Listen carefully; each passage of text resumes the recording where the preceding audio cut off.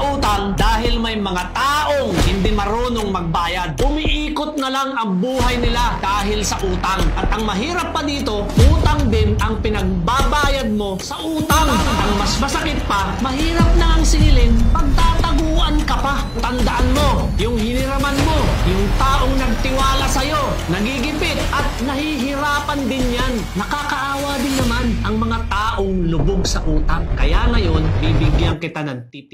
Una, may purpose kang maayos sa perang uutangin mo. Pangalawa, dapat gagamitin mo sa subok at legit na negosyo. Pangatlo, dapat alam mo na may paparating kang pambayad sa inutang mo. Real talk lang, mga ma'am sir, ang utang ay utang.